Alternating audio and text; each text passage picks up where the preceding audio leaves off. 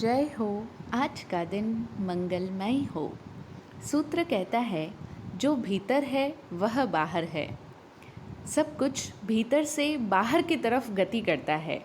यानी इस संसार में बाहर जो कुछ भी होता है, बाहर जो कुछ भी घटनाएं घटित होती है, उनका असली कारण कहाँ है? भीतर। तो भीतर से बाहर की तरफ सब कुछ प्रवाहित हो रहा होता है। मेन इज़ इनसाइड, और बाहर उसके कॉन्सिक्वेंसेस होते हैं, उसके रिजल्ट्स होते हैं। अब कैसे इसको हम प्रैक्टिकली अपनी डे टू डे लाइफ में कैसे समझें इस सूत्र को? तो आज इस बात को, इस सूत्र को एक नए आयाम में समझते हैं। फ़र्ज़ करें हम अपने मन में सोच रहे हैं कि आज कुछ अच्छा नहीं लग रहा है, आज बहुत टेंशन में हूँ मैं। अब कम से कम 5-7 बार आप अपने आप को ऐसा बोल दो, आज बहुत चिंता में हूँ, आज बहुत तरह की चिंता है, आज ये नहीं ठीक हो रहा, वो नहीं ठीक हो रहा। जब हम अंदर भीतर में चिंतित होते हैं तो बाहर भी हम चिंतित हो जाएंगे। यानी चिंता का कोई ना कोई प्रैक्टिकली रीज़न भी उपस्थित हो जाएगा तो हम चिंतित हो जाएंगे। यदि हम अंदर में सोच रहे हैं कि मैं खुश नहीं हूँ, तो आप बाहर में भी नाखुश हो जाओगे। यह सब हमारे विचारों का फेरबदल है। यानी हमारे विचार भीतर में जैसे होंगे वैसे ही बाहर में घटनाएं भी बदल जाएगी, रूप परिवर्तित कर लेगी। अगर हम प्रसन्न रहने का निर्णय कर लेते हैं, अपने मन में सोच लिया, ठान लिया कि मुझे तो प्रसन्न ही रहना है, तो आप सचमुच प्रसन्न ही रहोगे। लोगों को ऐसा लगता है कि वे अप्रसन्न हैं तो उसके पीछे कोई कारण है। मतलब अगर आप खुश नहीं हो, आप प्रसन्न नहीं हो, तो इसके पीछे कोई रीज़न है, इसलिए हम खुश नहीं हैं। लेकिन सच इससे ठीक उल्टा है। क्योंकि उन्होंने अप्रसन्न रहने का फैसला ही कर लिया है, इसीलिए कोई ना कोई कारण बाहर बना लेते हैं। यानी कारण बाहर होते नहीं हैं। हमें लगता है बाहर रीज़न है, भाई बेटा सही से नहीं बिहेव कर रहा है इसलिए हम अप्रसन्न हैं, इसलिए हम नाखुश हैं। लेकिन नहीं, वो रीज़न नहीं है। भीतर आपने अप्रसन्न रहने का फैसला ही कर लिया है और बाहर कोई ना कोई कारण बना लेते हो। तो जो लोग अंदर में उदास रहते हैं वो ही बाहर में कोई ना कोई उदासी का रीज़न बना लेते हैं। उदास रहने का फैसला ही कारण बन जाता है। मन में सोच ही रखा है मुझे तो उदास ही रहना है, तो बाहर भी उदासी का कोई ना कोई कारण बन जाएगा। और समझते क्या है? ठीक इससे उल्टा समझते हैं। उन्हें लगता है अरे ये प्रॉब्लम है इसलिए मैं उदास हूँ। नहीं, आपने अंदर में उदास रहने का फैसला कर लिया, ठान के बैठे हो, इसलिए बाहर रीज़न क्रिएट कर लिया है आपने। जिस बात का आप निर्णय ले लो वही कुछ होने लगता है, क्योंकि इंसान के भीतर अनंत शक्ति है। हम बाहर से चाहे जैसे भी नज़र आ रहे हो, छोटे हैं, हमारे में क्या शक्ति हो सकती है, लेकिन हमारी कोई सीमा नहीं है। हम असीम हैं, अनलिमिटेड पावर्स हमारे अंदर है। अपने भीतर ऐसी स्थिति हम पैदा करें कि जो प्रेममय हो, जो संगीतमय हो, जो खुशी से भरी हो, जो प्रसन्नता से भरी हो, तो बाहर भी ऐसी ही सिचुएशंस को हम क्रिएट कर लेंगे। हम उन्हीं चीज़ों को अट्रैक्ट कर लेंगे, क्रिएट कर लेंगे। तो अगर हम अपने आप को प्रेम का मंदिर समझते हैं, हमें हमेशा ये फीलिंग रहती है मैं बहुत प्रेममय हूँ, मेरे मन में सबके प्रति लव है, I am filled with love, मैं प्रेम से भरी हूँ, जो भी आएगा उसके प्रति मेरे मन में प्रेम है। आप अपने मन में इस चीज़ का निर्णय ले लो। मतलब सोच के बैठो कि मैं प्रेममय हूँ, आई एम लविंग, मैं स्वयं भी प्रेम पाने योग्य हूँ और मैं सबको प्रेम देने योग्य भी हूँ। मेरे मन में सिर्फ और सिर्फ प्रेम ही बसता है।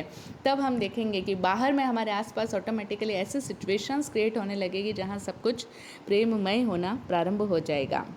शुरू शुरू में तो हमें लगेगा कि ये तो फेक हो गया, आप सिर्फ कल्पना कर रहे हो, एक काल्पनिक कथा, फिक्शन जैसी हो गई कि क्या मैं प्रेममय हूँ, मैं खुश हूँ, मैं प्रसन्न हूँ। ऐसे थोड़ी होता है। लेकिन बहुत जल्दी हमने अगर इसको प्रयोग करना शुरू किया अपनी ज़िंदगी में तो हम समझ जाएंगे कि यही सच्चाई है। क्योंकि सच क्या है? सच वही है जो आप मान लेते हो।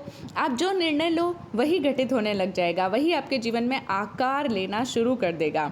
तो इसीलिए हम मानते क्या हैं, हमारे अंदर का निर्णय, डिसीजन क्या ले रखा है, हमने अपने अंदर किस चीज़ को अपनी सहमति दे रखी है, किस चीज़ को हमने एम्फसाइज कर रखा है, बस वही चीज़ बाहर प्रकट होने लग जाएगी।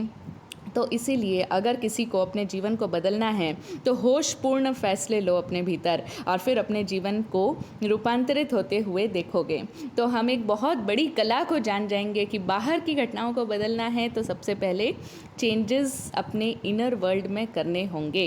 तो अब हमारे हाथ में एक ऐसी कुंजी लग गई है, एक ऐसी की मिल गई है कि जिससे सभी दरवाजे खुल सकते हैं। ऐसा कोई ताला नहीं जो कि इस चाबी से नहीं खुल सकता हो। तो आज से इसी पल से हम अपने आप को एक मंदिर समझें। एक ऐसा मंदिर है हमारा जीवन जिसमें प्रभु का निवास है। हम बहुत सारी अनंत इनफाइनाइट संभावनाओं को लेकर पैदा हुए हैं, लेकिन हमें इनका इतना सा भी ज्ञान नहीं है, और ये संभावनाओं का ज्ञान नहीं होने की वजह से ही हम सब दुखी जी रहे हैं। हम सब परेशानी में अपने जीवन को बिता रहे हैं, या कहें ढो रहे हैं।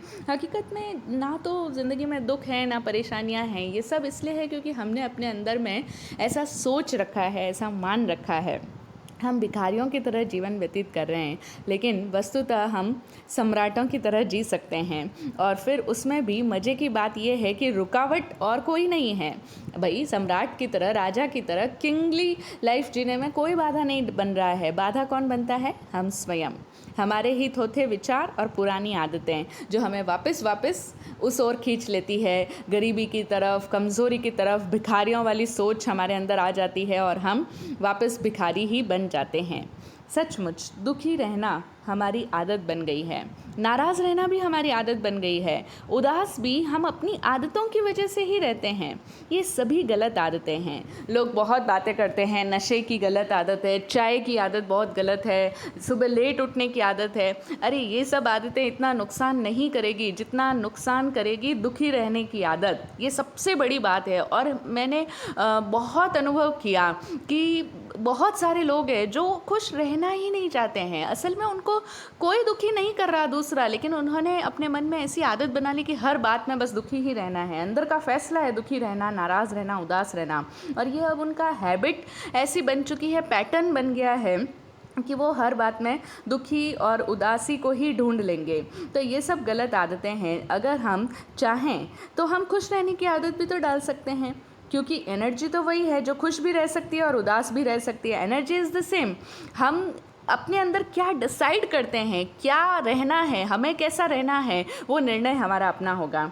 तो ऊर्जा वही है जो खुश भी रह सकती है और उदास भी रह सकती है। बस हमें केवल अपनी आदतें, अपना नज़रिया और अपने ढंग बदलने होंगे, और फिर हमारी वही ऊर्जा दूसरी तरफ बहनी शुरू हो जाएगी। यानी इसी घड़ी, इसी पल से, राइट नाउ हम अगर निर्णय ले लें कि चाहे जो भी हो जाए, मुझे तो हर हाल में प्रसन्न नहीं रहना है, मुझे अपने आप को दुखी करना ही नहीं है, मुझे उदास होना ही नहीं है।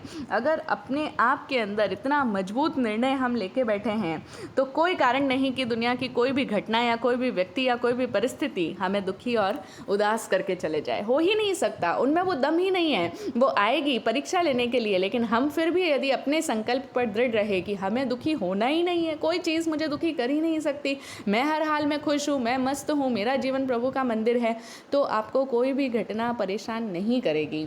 और यही हमारा पुरुषार्थ होगा। तो बस हम इसी घड़ी से प्रसन्न हो जाएं, प्रेम पूर्ण और कृतज्ञता पूर्ण हो जाएं, और जीवन का उत्सव मना सकते हैं। यही तो जीवन का उत्सव मनाना होगा। और सच है, जो बीत गया उसे तो छोड़ना ही होगा। आप नहीं छोड़ोगे, आप अपने मन में उसकी पकड़ बना कर बैठते हो, लेकिन ज़िंदगी तो हमेशा आगे से आगे बढ़ती चली जाएगी ना। आप बच्चों को बच्चे के रूप में ही अपने पास में रखना चाहो, अपने से चिपका कर रखना चाहो, अपने से अलग ना करना चाहो, लेकिन ऐसा होता थोड़ी है। लाइफ आगे बढ़ती है, बच्चे धीरे धीरे टीनेजर्स होते हैं, फिर बड़े होते हैं और वो अपने आप दूर चले जाएंगे। तो ज़िंदगी में सब कुछ अपने आप छूटता है। बस दिक्कत यही है कि हम उसे छोड़ना चाहते नहीं हैं, और यहीं पर हम गलती करते हैं, अटक कर पकड़ बनाकर रखते हैं। तो जो बीत गया उसे छोड़ना होगा। हम छोड़ दें, उसे पकड़े नहीं। और याद रखें कि हमें थोड़ा थोड़ा करके नहीं छोड़ना है कि भाई क्योंकि जब भी हम किसी को कोई चीज़ कहते हैं ना कि इसका त्याग करो, तो लोग कहते हैं हाँ ठीक है ट्राई करता हूँ। आज आप इस चीज़ को, जैसे चाय की आदत है, तो कहते हैं दिन में 5-6 बार चाय पीते हैं, तो कहेंगे हाँ 3 बार पीऊँगा, 2 बार की आप छोड़ा दो, थोड़ा थोड़ा करके मैं धीरे धीरे इस चीज़ को छोड़ दूँगा। लेकिन दुखी रहने की आदत अगर छोड़नी है तो इसमें थोड़ा थोड़ा नहीं होगा कि भाई मैं इस घटना पर तो दुखी रहूँगा, बाकी किसी घटना पर दुखी नहीं रहूँगा, ऐसा नहीं हो सकता। हम ऐसा नहीं कह सकते कि भाई हमारे पास्ट का थोड़ा सा हिस्सा हम आज छोड़ देते हैं, थोड़ा कल छोड़ेंगे, थोड़ा परसों, ऐसा कहेंगे तो ये कभी भी नहीं छूटेगा। इससे तो हम उसको और ज़्यादा मजबूत बना देंगे। इसीलिए हमें अपने पुराने को, अपने अतीत को, अपने पास्ट में जो भी तकलीफ़ें हमने फेस करी है या जो भी अच्छा टाइम भी फेस किया, उस सब को अभी इसी क्षण में छोड़ना होगा।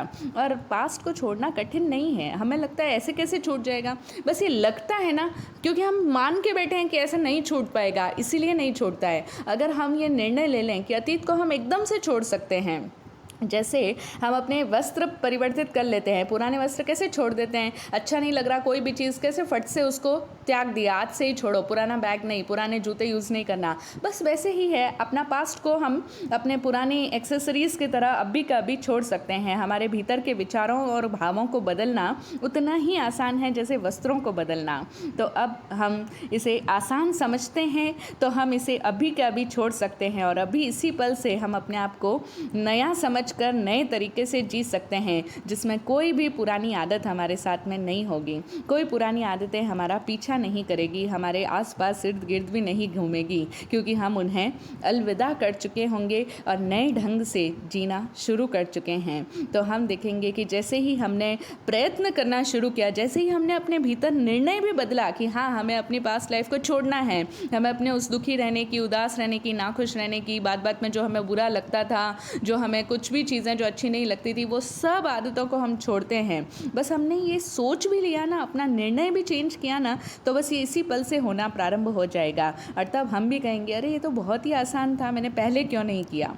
तो बस यही है ज़िंदगी का राज, रहस्य, कि हम जो सोचते हैं, जो निर्णय ले लेते हैं अपने भीतर, वही हमारी ज़िंदगी में घटित होना प्रारंभ हो जाता है। इस सूत्र को हम जहाँ चाहें, जैसा चाहें वैसा अप्लाई करके देख सकते हैं, इसी को सत्य पाएंगे। तो क्यों ना हम अपने अतीत से आज ही मुक्ति पाएं और अपने जीवन को स्वस्थ, सुखी, सुंदर बनाएं, समृद्ध बनाएं। जय हो, जय हो, जय हो। सब मंगलमय हो। जय विराट शांति गुरुभ्यो नमः।